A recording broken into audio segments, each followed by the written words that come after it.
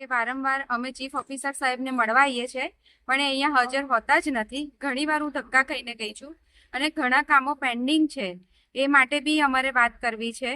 તે માટે અમને ચીફ ઓફિસર સાહેબ અહીં હાજર હોતા જ નથી. જી, કેવા પ્રકારના કામો પેન્ડિંગ છે? જે પેન્ડિંગ કે અહીંયા જે આગળ અમે 3 નોટિસ આપી હતી ગોમતી તળાવ માટે, જે વારંવાર ગંદકી થઈ છે એના માટે અમે 3 નોટિસ આપી હતી. જે દબાણ એ લોકોએ મૂકી રાખ્યું છે એના માટે અમે નોટિસો ખૂબ વાર આપી છે અને આજે દબાણ હટાવવા માટે એમણે જે રજૂઆત કરવાની છે એના માટે ચીફ ઓફિસર સાહેબ આજે અહીંયા હાજર છે જ નહીં. અમે રજૂઆત કરવા માંગીએ છીએ, એ અમારી રજૂઆત સાંભળવા ચીફ ઓફિસર રેડી નથી. અને જે ગોમતી તળાવમાં અત્યારે ગંદકી થઈ છે, દબાણ હટાવવા માટે અમે વારંવાર રજૂઆત કરી છે, તે ચીફ ઓફિસર સાહેબ અમને અહીંયા અમારું સાંભળવા તૈયાર નથી. અને બીજી વાત કે ઘણી ટાઈમ સર્કિટ હાઉસમાં જ બેસી રહે છે અને ઘણા નગરપાલિકાના કામો જે સર્કિટ હાઉસથી જ કરવામાં આવે છે એ બી તમે અમારી પાસે વિડીયો માંગશો તો અમારી પાસે અમે આપવા તૈયાર છે. સર્કિટ હાઉસમાં બેસીને જ કામ કરે છે. અહીંયા કેટલી બધી વાર મેં ધક્કા ખાધા છે, એ મને અહીંયા મળવા તૈયાર બી નથી. પ્લસ એમની ઓફિસમાં જઈએ તો એવું કહેવા માંગે છે કે સભ્યો અહીંયા ઓફિસમાં મારે ના જોઈએ. ડાકોર નગરપાલિકાની અંદર ભારતીય જનતા પાર્ટીની સ્પષ્ટ બહુમતી હોવા છતાંય નગરપાલિકાના ચૂંટાયેલા સભ્યોને ચીફ ઓફિસરની ગેરહાજરીનો અહેસાસ થઈ રહ્યો છે.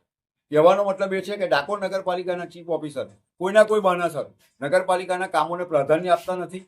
નગરપાલિકાના કાર્યાલયમાં બેસવાને બદલે ડાકોરની અંદર બનેલા સર્કિટ હાઉસમાં બેસે છે. નગરપાલિકાની અંદર સીસીટીવી મારેલા છે. જવાબદાર તંત્રને મારી વિનંતી છે કે નગરપાલિકાના સીસીટીવી ચેક કરી ચીફ ઓફિસરના મોબાઈલ લોકેશનને આધારે ચીફ ઓફિસર ક્યાં ક્યાં અને ક્યારે ક્યારે ડાકોરમાં આવે છે અને કેટલા કામો કરે છે તેની તટસ્થ તપાસ કરવામાં આવે. ડાકોર નગરપાલિકાના સભ્યોને પણ ઓફિસ સમય બાદ મુલાકાત માટે બોલાવે છે, તે ગંભીર અન્યાય છે. આજે જ્યારે ડાકોર નગરપાલિકાની અંદર સદસ્યો હોય અને ગામના લોક વિકાસના પ્રશ્નો હોય, એમને કોઈ રજૂઆત કરવી હોય તો ચીફ ઓફિસર સંકલનમાં રહેતા નથી અને વખતો વખત ગેરહાજર રહે છે.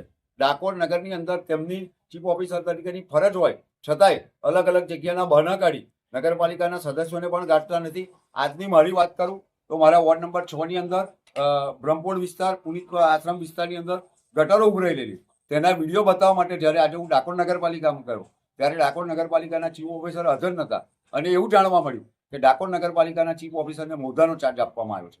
એનો મતલબ એ છે કે સત્તાતંત્ર દ્વારા, સરકારી તંત્ર દ્વારા આ ચીફ ઓફિસરને ક્યાંક ને ક્યાંક છાવરવામાં આવે છે, કાં તો ડાકોર સાથે અન્યાય કરવામાં આવે છે.